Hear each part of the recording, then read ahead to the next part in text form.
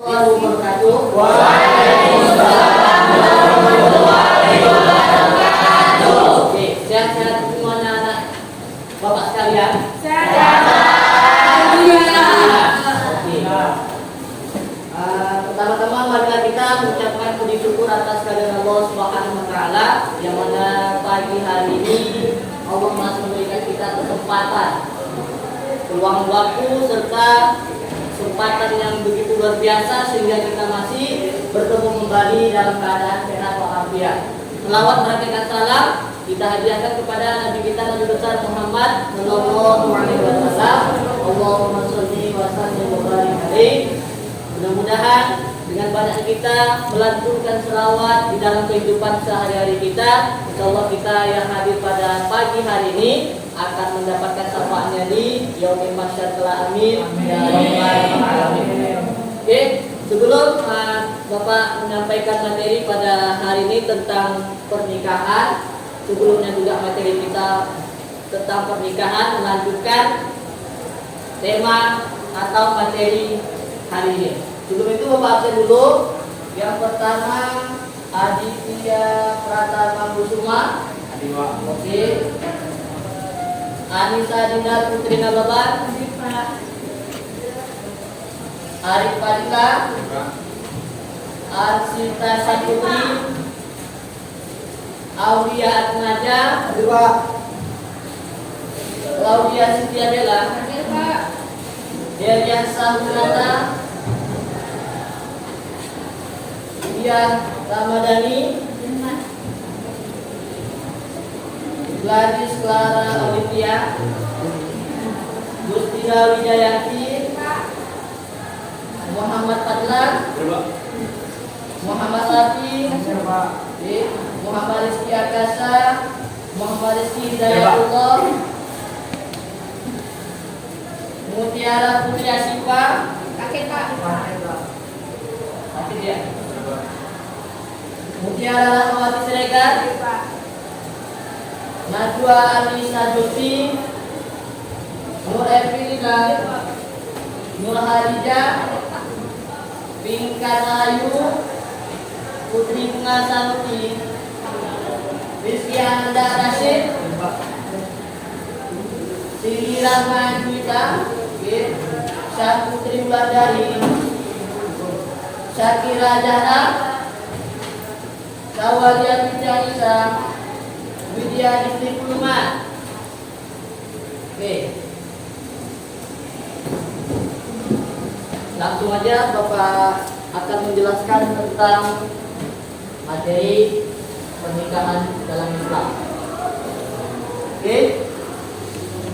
Pernikahan dalam Islam maknanya kata nikah itu berasal dari bahasa Arab yang artinya al-jamu. Al-jamu itu artinya berkumpul atau berkumpul. Itu menurut bahasa Arab. Jadi kata nikah diambil dari bahasa Arab yaitu al-jamu, berkumpul atau bertemu. Sedangkan menurut istilah nikah ialah suatu ikatan antara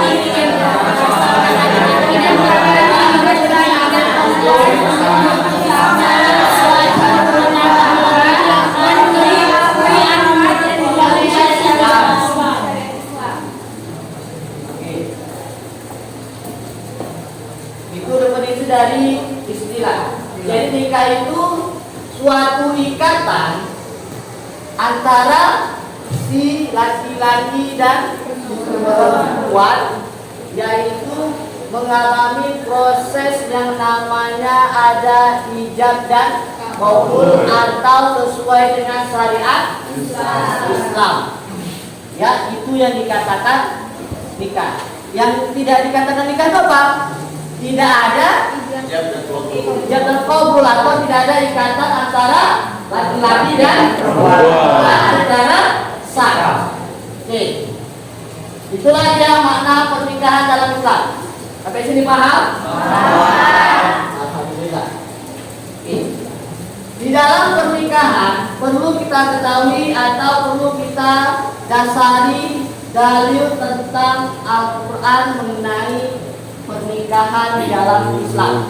Salah satunya adalah di dalam surah An-Nisa ayat ketiga. Ayat ketiga Bapak bacakan, nanti kalian ikut bersama-sama. Oke? Bisa?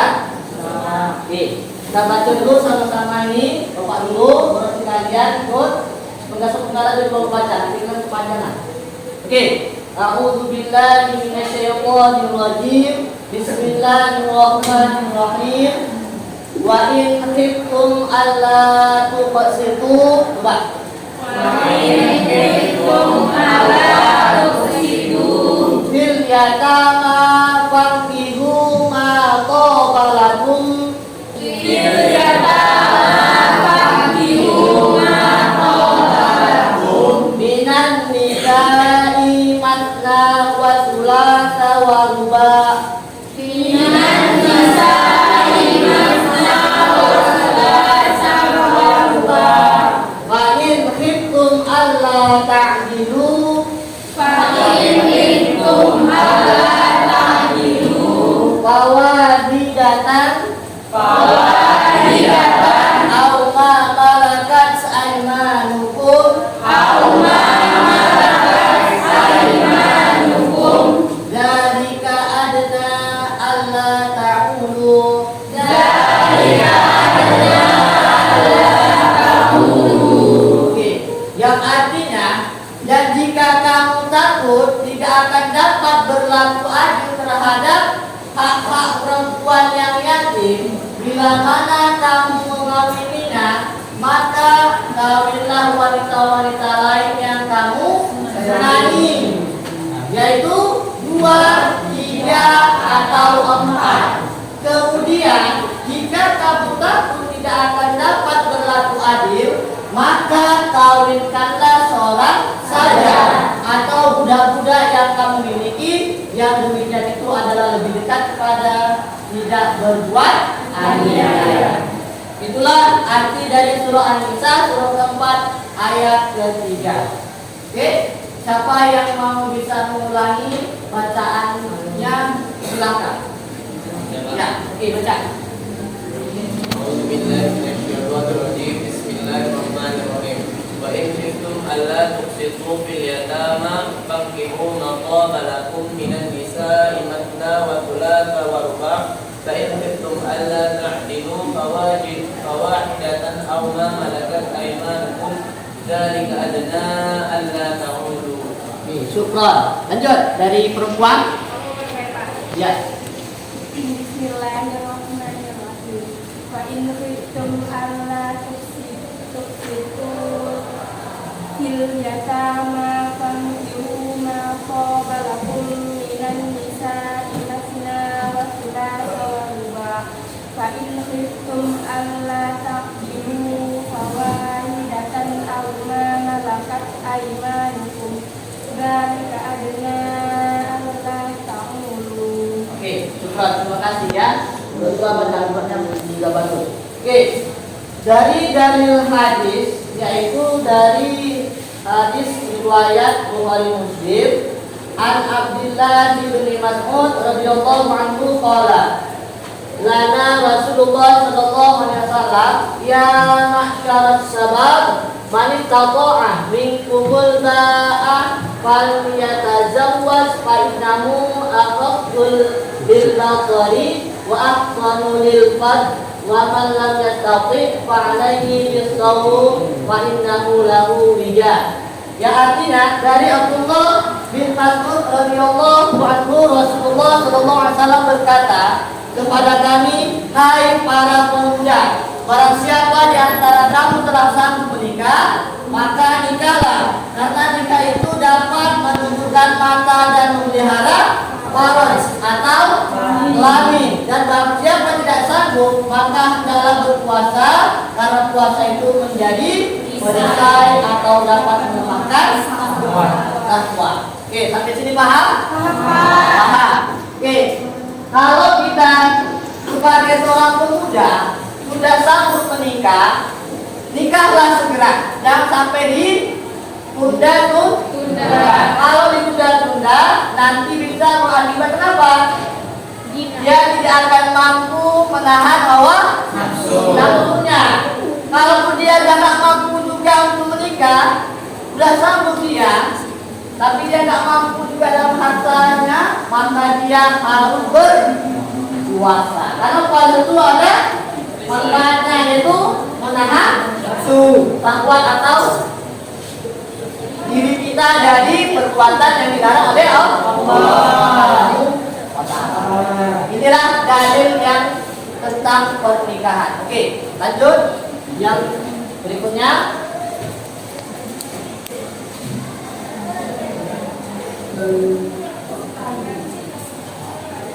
Oke, hukum pernikahan. Hukum pernikahan itu menurut sebagian ulama, hukum asal nikah adalah mubah. Apa itu mubah? Boleh dikerjakan dan boleh ditinggalkan. Meskipun demikian ditinjau dari segi kondisi orang yang akan melakukan pernikahan. Hukum nikah dapat berubah menjadi wajib, sunnah, makruh, dan haram. Kapan dia boleh? Yang pertama yaitu jaiz atau mubah. Kapan dia boleh? Dibolehkan menjadi dan Ya, boleh inilah hukum dasar di dalam pernikahan. Ya, boleh-boleh saja. Oke, kapan dia wajib? Apabila dia sudah mampu atau sanggup menikah dari segi fisik maupun harta, maka dia wajib untuk menikah. Kalau dia tidak mau menikah juga, walaupun dia sudah sanggup, maka dia akan bisa khawatir akan terjerumus dalam pernikahan. Oke, yang kedua yaitu sunnah. Kapan dia sunnah? Dia sudah mampu menikah, tetapi masih sanggup dia mengendalikan dirinya dari godaan yang menjurus kepada pernikahan. Itu dia sunnah. Kalau dia mampu menahan dirinya, mengendalikan dirinya dari godaan setan untuk melakukan perbuatan zina, ya nggak apa-apa, hukumnya itu sunnah. Kapan dia mampu? Yaitu orang yang melakukan pernikahan dan telah memiliki keinginan atau hasrat, tetapi ia belum mempunyai bekal untuk membeli nafkahnya. Dia ingin menikah, tetapi dia belum mampu untuk atau belum sanggup untuk memberi nafkah terhadap keluarganya. Itu hukumnya makruh. Yang terakhir yaitu haram. Haram itu kenapa? Kapan dia haram? yaitu orang yang Orang yang melakukan pernikahan tetapi ia mempunyai niat yang buruk, seperti niat ganti perempuan atau niat lainnya. Oke, inilah hukum pernikahan ketika dia wajib, sunnah, makruh, haram, dan jaiz. Asal muasalnya hukum dasarnya adalah mubah. Ya, boleh nikah juga boleh tidak nikah. Tetapi kita harus mengikut sunnah Nabi bahwa kita dianjurkan untuk menikah.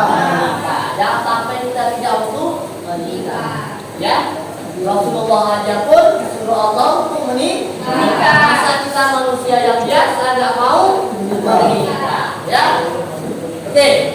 Sampai di sini paham? Nanti hukumnya ada di sesuai dengan kondisi-kondisi yang ada tadi. Oke, lanjut. Apa itu tujuan pernikahan? Tujuan yang pertama adalah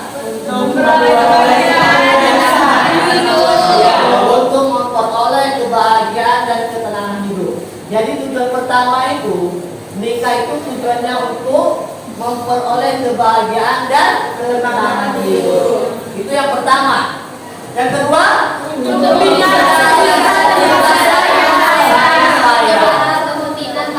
ya, nikah merupakan salah satu cara untuk membina kasih sayang antara suami istri. Oke, yang ketiga, untuk memenuhi kebutuhan seksual. Ini memang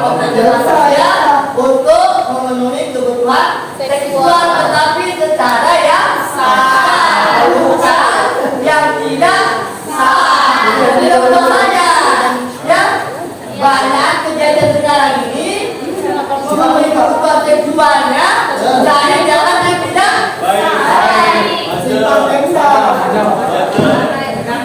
makanya kita wanita jangan pernah melakukan hal yang dilarang oleh Allah Subhanahu wa Ta'ala. Oke, yang keempat, untuk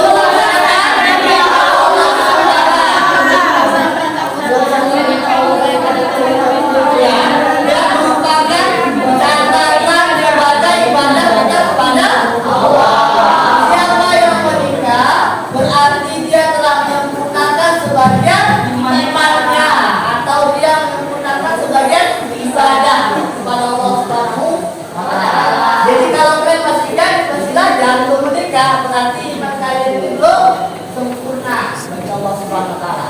Tapi nanti 5 tahun mendatang menikah kalian, insya Allah kalian akan menggunakan iman kebahagiaan. Oke, yang kelima yaitu mengikuti sunnah Rasulullah. Apa yang disabdanya? An-nikahu sunnati wa man raghiba an sunnati falaysa minni. Nikah itu adalah siapa tidak senang dengan sunnahku maka bukan orangku. Jadi orang yang tidak mau menikah berarti tidak masuk golongan Muhammad Sallallahu Alaihi Wasallam. Karena sudah tegas hadisnya. Oke, terakhir untuk memperoleh itu sama seperti yang nomor 3 tadi. Kalau sudah dipenuhi kebutuhan seksualnya yang sah, maka dapat perolehlah keturunan yang sah. Tapi kalau perbuatannya di luar atau tidak sah, maka nanti keturunannya juga akan tidak sah. Oke, sampai sini paham? Kalau menikah nanti, perhatikan tujuan pernikahannya. Ya, jangan mau nikah aja, tapi nggak tahu tujuannya ngapain ya. Habis nikah, habis walimahan, udah langsung ya kan? Jangan dan itu. Tetapi perhatikanlah kondisi tujuan pernikahan tersebut. Oke, lanjut. Nah, rukun dan syarat pernikahan ini perlu kita ketahui. Oke, rukun dan syarat pernikahan ada 5. Yang pertama, calon istri, wali, saksi, bisa rukun nikah ini gak ada saksinya? Bisakah calon suaminya gak ada? Mesti ada 5-5 ini rukun bisa.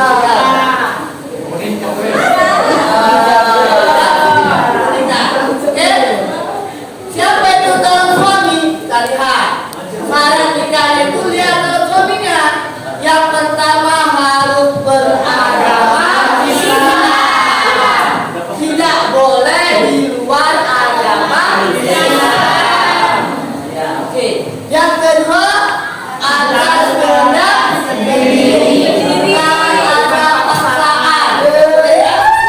Dia bukan muhrim. Kalau muhrimnya berarti tidak boleh nikah. Kemudian tidak sedang ihram. Apa itu ihram, Pak? Ihram itu sedang melakukan tawaf di Ka'bah ataupun dia sedang melakukan umroh, tak boleh dia melakukan pernikahan. Ya, dilarang. Tunggu selesai umroh atau haji baru dia boleh nikah. Oke, yang kedua calon istri itu syaratnya apa? Syaratnya juga harus sama-sama beragama Islam, tidak terpaksa, yang tidak muhrim, tidak bersuami. Nah, ini belum kita garis bawahi. Ini enggak, ini orang sudah kita nikahi ya. Oke, kemudian tidak sedang dalam masa iddah. Apa itu iddah? Contohnya seorang istri meninggal, ya. Seorang istri suaminya meninggal, kemudian datang seorang laki-laki untuk menikahi perempuan tadi, tetapi kondisi dalam keadaan iddah, itu dilarang. Masa iddah itu tidak boleh kita menikahi yang istri kondisi seperti itu. Masa iddahnya itu 4 bulan 10 hari. Jadi kalau kalian mana tahu diganti suami, jangan buru-buru langsung nikah lagi. Kalau istri yang meninggal, ya nggak masalah. Suami nggak ada istrinya, temponya yang ada perempuan itu namanya masa iddah 4 bulan 10 hari. Ini udah sebulan kan menikah lagi. Lo kan masa iddahnya habis, masih 3 bulan. Bulan 10 harinya belum siap. Dan nikah lagi nggak boleh. Tunggu habiskan dulu masa iddah. Dan masa iddah itu nggak boleh dia berkeliaran ke sana kemari. Harus di rumah aja. Ya, nanti kalau ada berkeliaran, ya nanti kejar-kejar orang. Ya, oke. Kemudian juga tidak boleh dalam keadaan ihram haji atau umroh. Yang ketiga, syarat wali itu apa? Mukallaf. Wali ini biasanya apa wali? Dari atau ayah dari seorang perempuan. Syaratnya harus dia mukallaf. Apa itu mukallaf? Islam, dewasa, sehat, akan. Kemudian kalau dia anak-anak, boleh nggak jadi wali? Atau akalnya kurang sehat, boleh? Harus akalnya sehat dan dewasa dan Islam juga. Oke? Kemudian laki-laki merdeka, kemudian adil, kemudian tidak bisa haji atau umrah. Nah ini juga nih saksi dua saksi ini syarat penuhi. Saksi ini kan 2 orang. Ya, minimal 2 orang. Biasanya itu dari laki-laki 1, perempuan 1. Apa syaratnya? Islam, dewasa, sehatnya, tidak fasik. Nah, ini penting kita bawahi.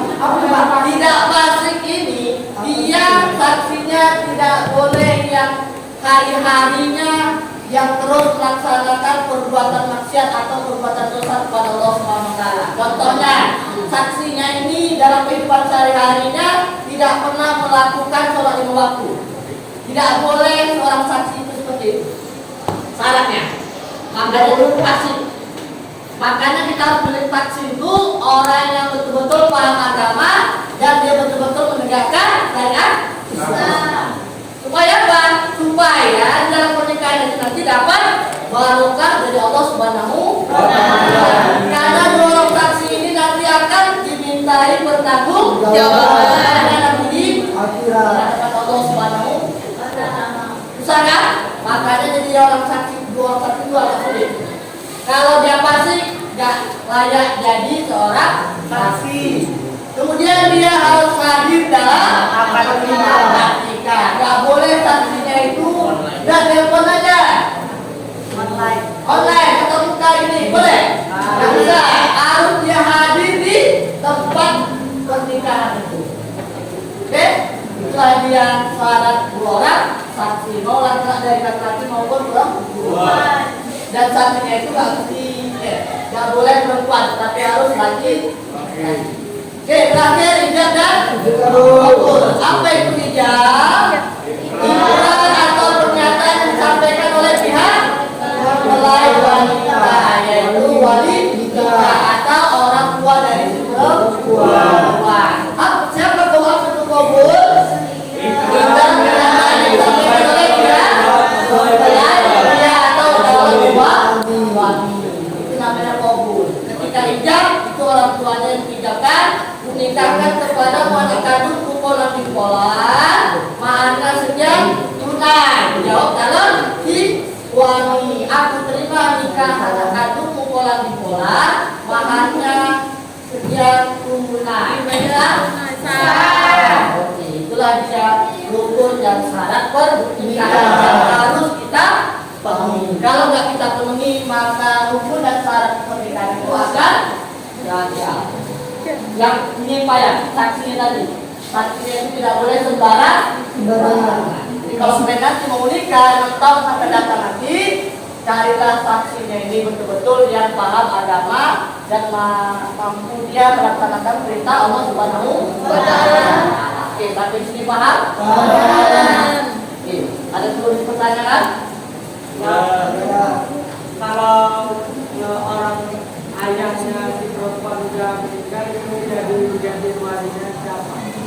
Kalau seorang ayahnya sudah meninggal dari pihak perempuan, jadi siapa yang menggantikannya? Nah, kalau masih ada abang ayahnya atau adik ayahnya, nah mereka. Tapi kalau nggak ada lagi dari keluarga mereka itu anak-anaknya, siapa yang di antara dua orang laki-laki ini yang betul-betul dia paham agama, itulah yang jadi walinya si perempuan. Ya, kita tata bagi kalian nanti. Ya, nggak tahu ya kan? Kita kan nggak tahu rupanya. Kalau jadi wali, betul-betullah harus sesuai dengan syaratnya. Kalau nggak ada dari keluarganya, dari keluarga anaknya itulah yang jadi penentuan. Kalau sudah nggak ada lagi, maka diserahkan kepada keluarga. Jika keluarga menyerahkan kepada keluarga untuk perwakilan memberikan anak tadi dari keluarga. Oke, apa di sini? Lagi. Nah, Apa contoh mahar yang mahar itu tidak ada memang patokannya. Itu serendah mungkin itu 100.000 rupiah. Serendah mungkin, semampu mungkin. Tapi kalau lebih dari itu, ya nggak apa-apa. Mahar itu merupakan sesuatu hak yang kita berikan kepada perempuan. Itulah harga dirinya, yang harga dirinya. Tetapi jangan terlalu banyak kali, jangan terlalu sedikit sekali. Standar-standar saja sesuai dengan kemampuan di dalam suami, yang dipaksa-paksakan. Antara kalian yang mau menikah, kompromikan. Jangan campur dengan orang tua. Kalian kayak itu, mau kalian kumpul sama-sama untuk membeli mahar itu, ya terserah. Ya, setelah nanti diberikan mahar itu, maka nanti si perempuan wajib menggunakannya atau memanfaatkannya. Contohnya seperti maharnya seperangkat alat sholat kan? Itu ada Al-Quran, ada sajadah, ada mukena, apa lagi? Dan sebagainya lah. Itu harus digunakan.